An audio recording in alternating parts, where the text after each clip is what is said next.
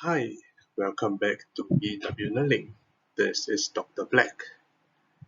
Today, I'm going to share with you on trigonometry.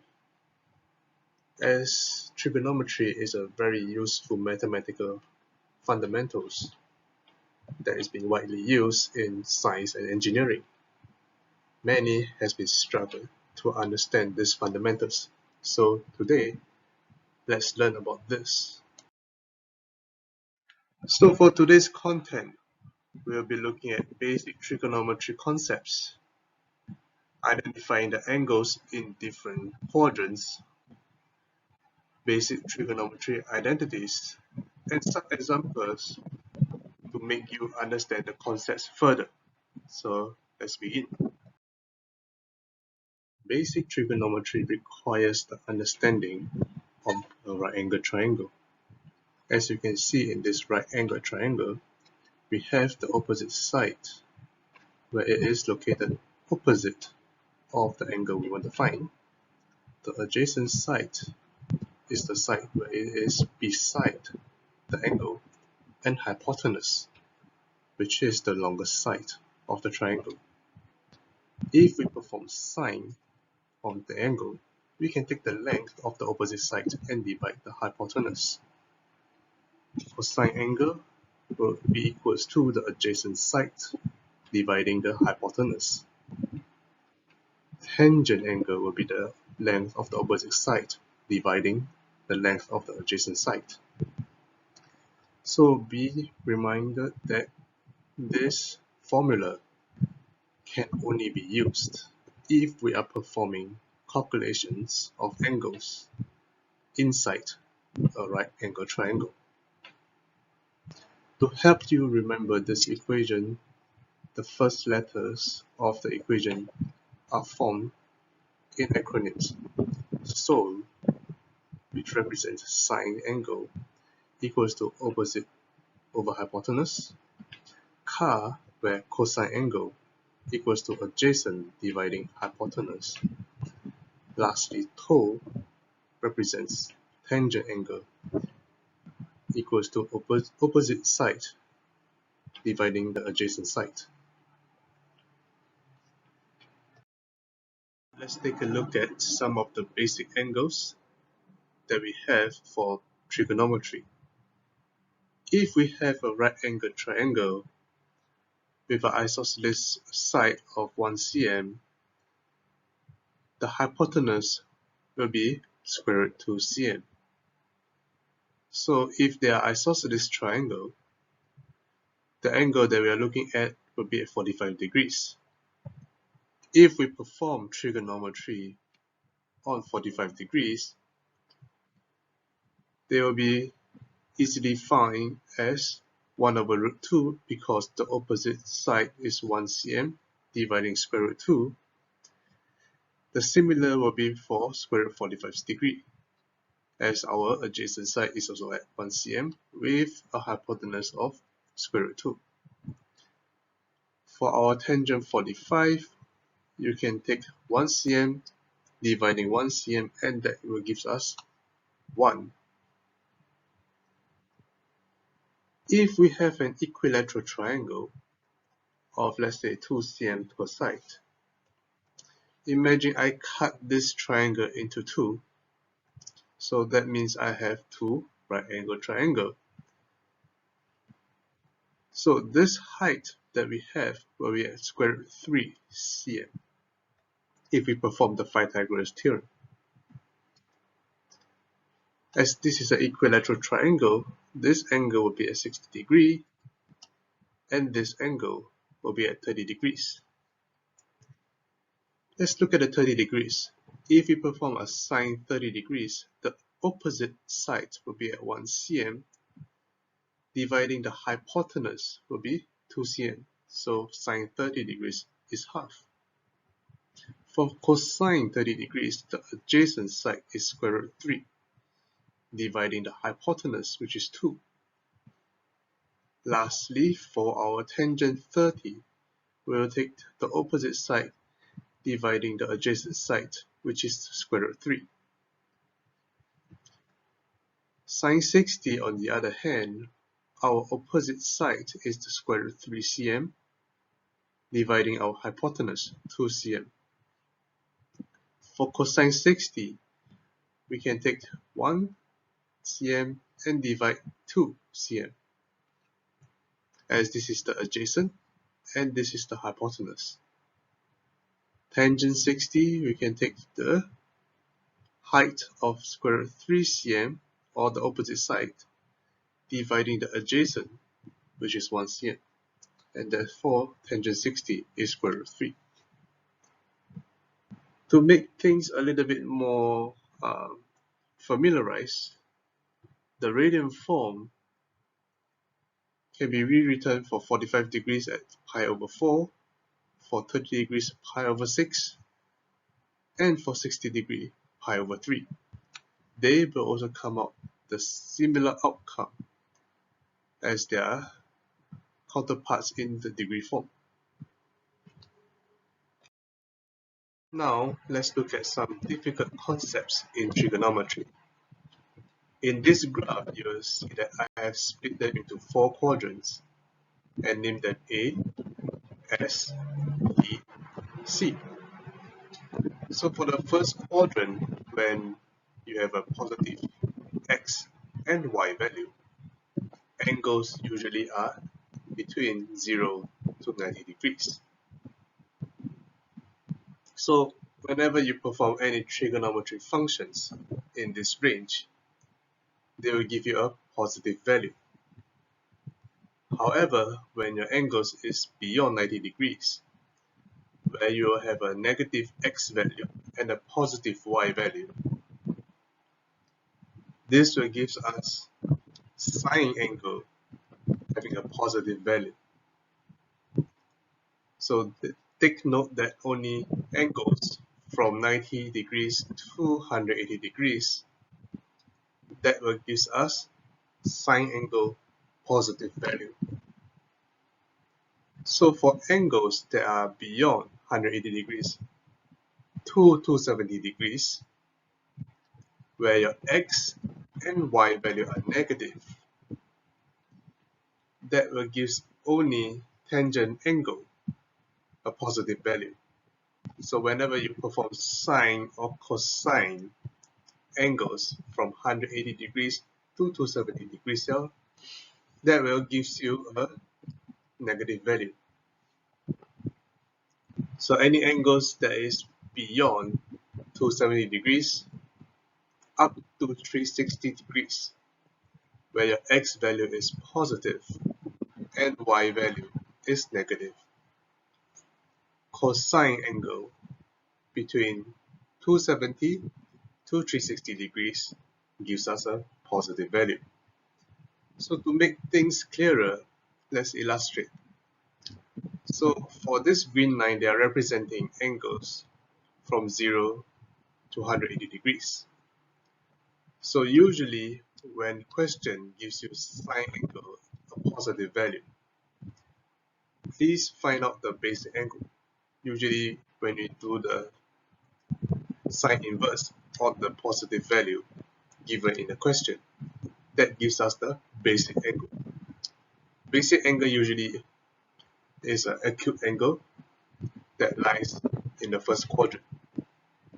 So if it is a positive value for sine theta, then your answer will be the basic angle and 180 degrees subtracting the basic angle, which means for sine the angle at a positive value, we are looking at angles at the first and second quadrant.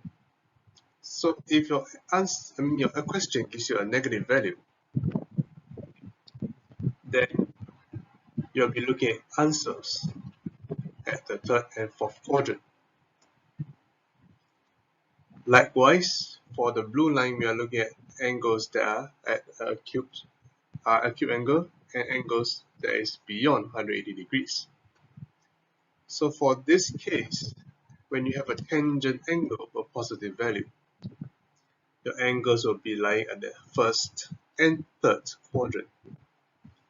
Any tangent angle is a negative value.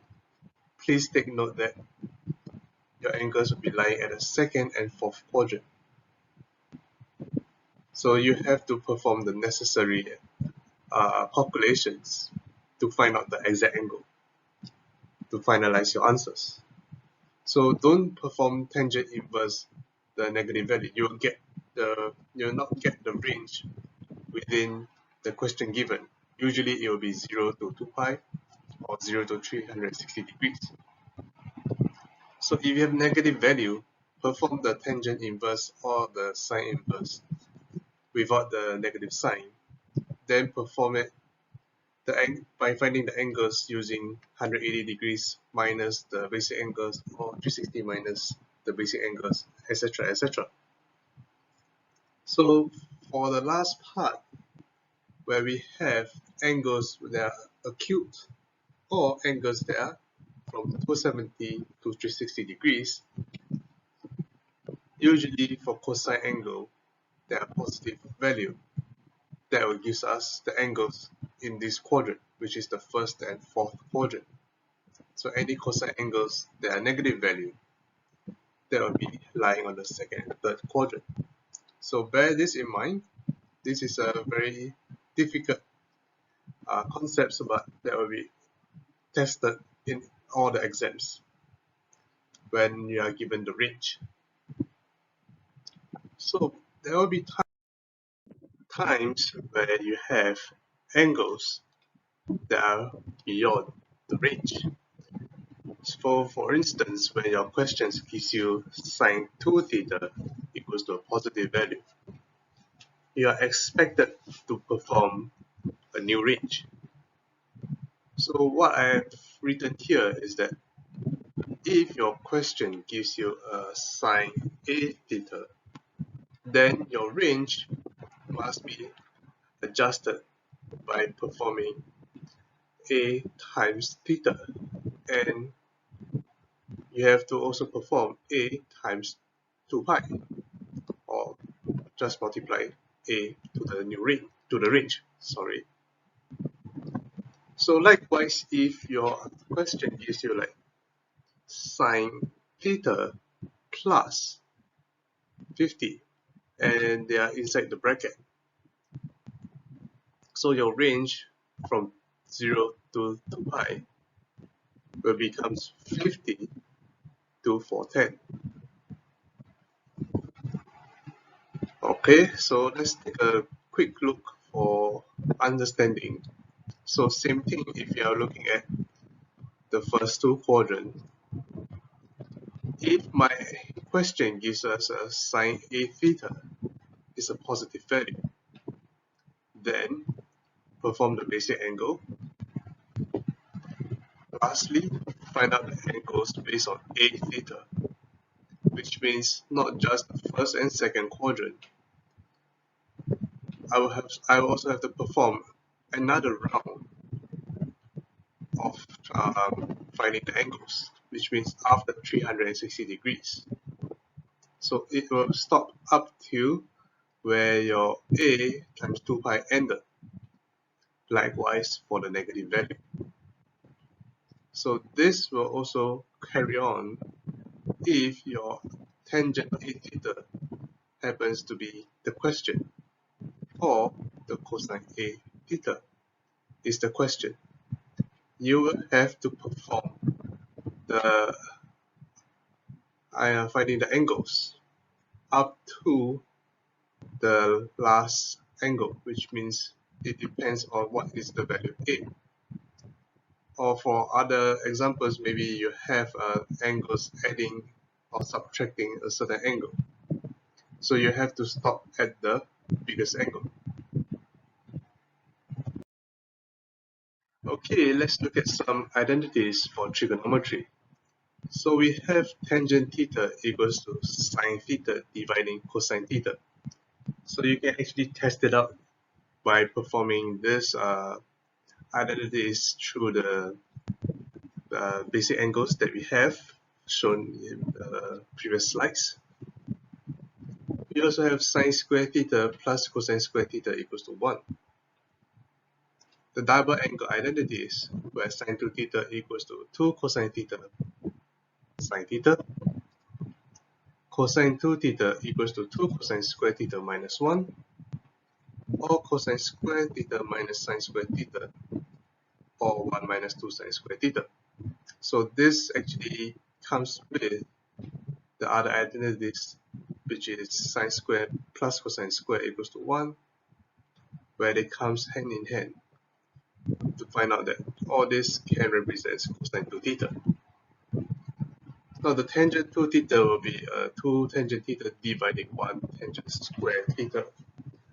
This actually can be performed by understanding the tangent theta equals to sine theta over cosine theta. So last, we have to look into half angle, because half angle is usually tested in exams where you are given the cosine angle, but you are told not to solve the actual angle for the question. And the question gives you like sine theta over 2 or cosine theta over 2. Please find out what are they by not solving the angles. So what you can do is that if you cannot remember the formulas, which is given at the last line here, perform the cosine 2 theta double angle identities.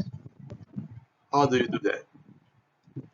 Remember, cosine 2 theta can be equals to 1 minus 2 sine square theta, or 2 cosine square theta minus 1. So let's look at the sine theta over 2.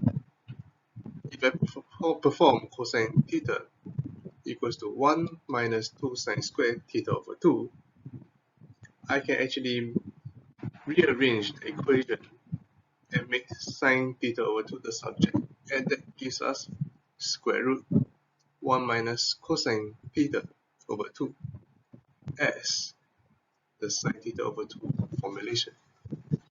Likewise, if you are looking at the cosine theta over 2, perform the double angle identity of cosine 2 theta equals to 2 cosine square theta minus 1. Represented by the 2 theta will be the theta, and change the theta into theta over 2. Rearrange it and make cosine theta over 2 the subject, and you'll find out that square root 1 plus cosine theta over 2 can help us find out what is cosine theta over 2. So for tangent theta over 2, the only way to remember the formulation, however, is to actually perform the sine theta over 2 dividing the cosine theta over 2 formulation. And that gives us the square root of 1 minus cosine theta dividing 1 plus cosine theta. So if you do want to perform this formulation, just make sure that you remember these formulas. Alright? So some other basic angles that we have to know from the ASTC is that when you see sine pi minus theta or sine 180 minus theta, that automatically is equals to sine theta. Cosine pi minus theta must be equals to minus cosine theta, and tangent pi minus theta must be equals to minus tangent theta, which all agrees with the ASTC concepts. So all these other formulations over here, they actually are agreeing with the ASTC concepts at the different quadrants. For this case, will be at the third quadrant.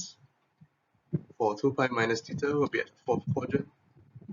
And for sine negative theta, we'll also be agreeing in the fourth quadrant, where we are looking at angles going in the clockwise direction instead.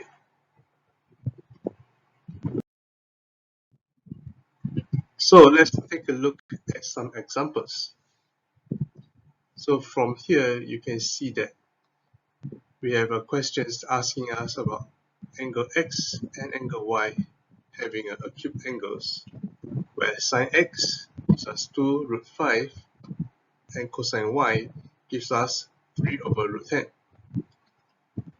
So you have to find out the cosine 2x is equals to minus 3/5, and find out what is cosine 2y. So this is a double angle question. So how do we do that? Cosine 2x we know is that equals to 1 minus 2 sine square x. We know what sine x is, so we perform sine x as 2 over root 5, and that proves to be a negative 3/5.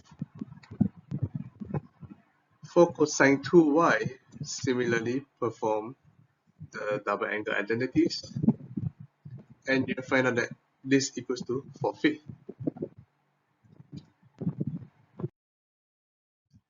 In this example, you'll find out that x is within range of minus 180 to 180 degrees. And this is the equations that is given to find out what's x, and you have to find it in two decimal places. So this equation can be rewritten by performing some identities. For this case, will be sine square x plus cosine square x equals to 1. So with this, we rearrange it, and that's the new equation we achieve. If we let sine x equals to some variable, for instance y, you'll find out that we can solve this in a quadratic formula, and this gives us y equals to a positive 1/4 or a negative 1/3. If we bring back the y equals to sine x, we'll find out that sine x can be 1/4 or sine x can be negative 1/3. So for the positive sine x equals to 1/4, when we perform the uh, sine inverse of 1/4 to find out the basic angle, we find out that alpha is 14.478. And since this is a positive value, it will be in the first and second quadrant. So we can take 180 minus 14.478 to find out the second angle, which is 165.52. For the next one, we know that this is a negative value. So perform the basic angle by doing it without the negative sign.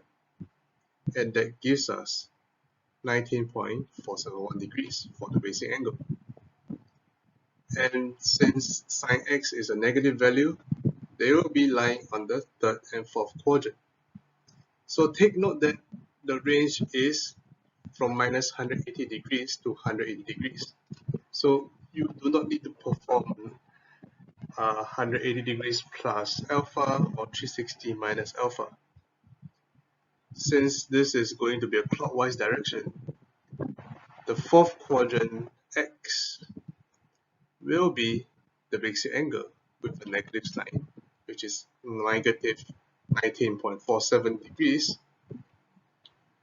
and the other one will be taking minus 180 degrees minus negative 19.471, which gives us a minus 160.53 degrees.